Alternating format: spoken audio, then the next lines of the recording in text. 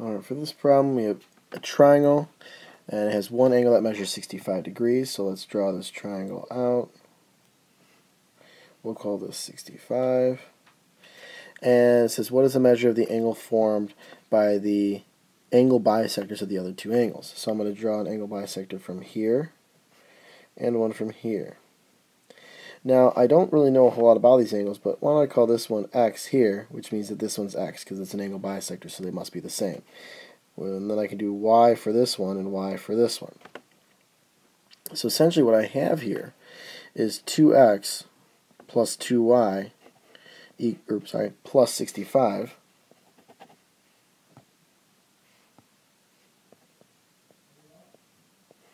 should equal 180. Because I have all three angles, this one here, plus this one here, plus this one here, should equal 180. And now I can get my x and y alone. So I get 2x plus 2y, and that equals 115. Now from here, I'm not going to really solve for x and y. I'm going to solve them together. So I'm going to have x plus y, and I can divide both of those by 2. So I have to divide this by 2. So divide both sides by 2. And I end up with 57.5.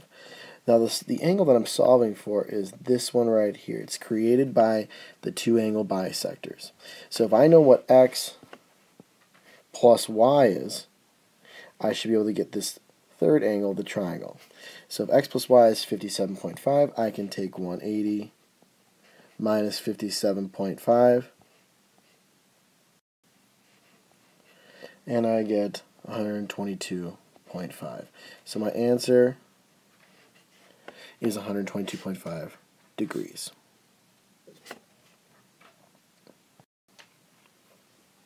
Ooh, a proof. Proof time. Alright, so I know that AC and AE are congruent to each other. I know that CBD and EFD are congruent to each other.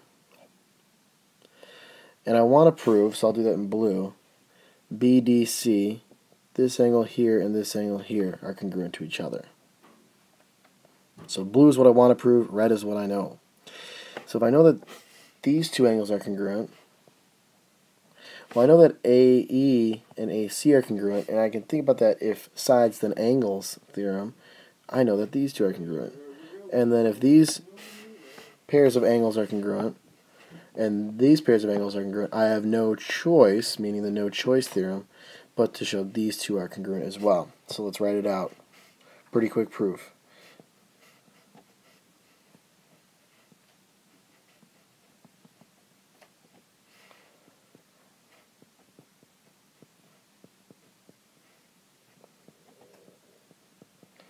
Alright, and we have angle C, B, D is congruent to angle E, F, D.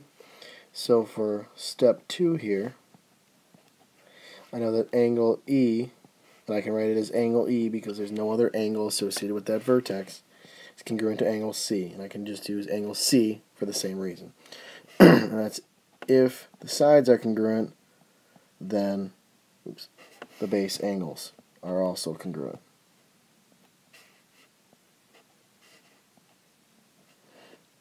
Now that I have two sets of angles congruent, I have no choice but to use the no choice theorem to prove that these two angles are also congruent. No choice theorem.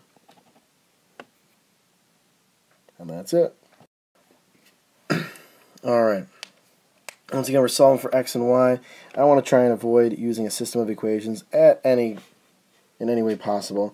Well, right now I know that these two are vertical angles, so I'm going to just say that this guy is 75.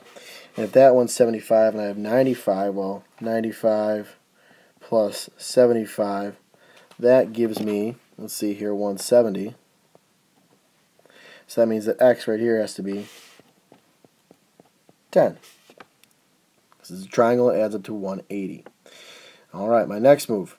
If I know that this right here is 95, I know that over here has to be 85 because those two are supplementary. They make a straight angle. And 180 minus 95 is 85. Now I can look at these three angles. This one here, and this one here. Well, they should all add up to 180.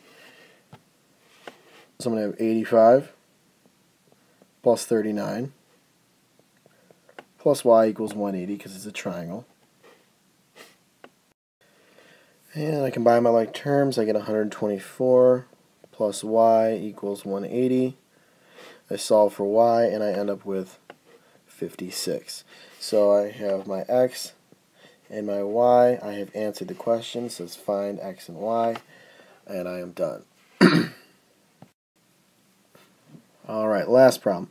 If a polygon has 44 diagonals, what is the measure of one of its exterior angles?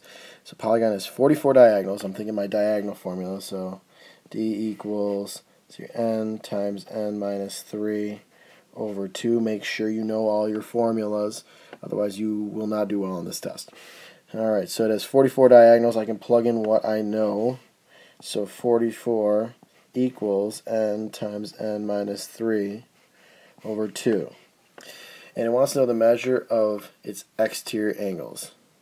One of its exterior angles. If it asks for the sum, that'd be really easy. It'd be 360. But what's the measure of one of the exterior angles? So we have to find out the number of sides first. So if I try to solve for n, I'm going to multiply by 2 first. I end up getting 88 equals n squared minus 3n. We distributed the n. And once again, we are setting up basically a factoring problem. We want to factor the quadratic in order to solve. So I had to set it equal to 0. And now I'm going to factor. So I'm going to have n and n. Alright. And if we use the x method you guys like to use sometimes, I want to multiply to negative 88 and add up to negative 3. Well, I know that 8 and 11 multiply to 88, and I want negative 3, so I'll make that a negative 11. And those are my two parts of my factors. So I have n minus 11 and n plus 8. So if I solve, I end up with n equals 11 and n equals negative 8. Set each factor equal to 0. Well, I know I can't have a negative number of sides, so we can take that one out. I know it has to have 11 sides. So am I done? I just say that it's an 11 gone? Well, no. We've got to look at what the question is. What's the measure of one of its exterior angles? Make sure we're answering the question. So my last thing that I'm going to do here is I'm going to take 360 divided by 11, and I end up with 32.73 degrees. And yes, I just did that in my head. And we're done.